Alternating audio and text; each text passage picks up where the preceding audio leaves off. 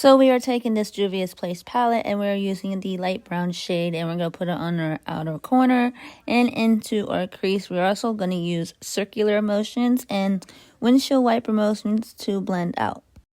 Now we are taking a bit of that dark brown shade and we're going to put that on our outer corner. And we're really going to focus it on the outer corner using a smaller brush.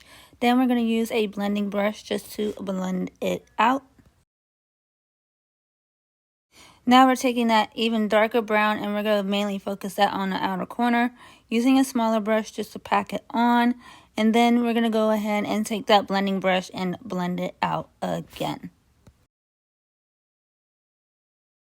Now we're going to go into the white shade and we're going to put it on our inner part of the lid and marry those two colors together. Now I'm going to use a blending brush just to blend out the harsh lines.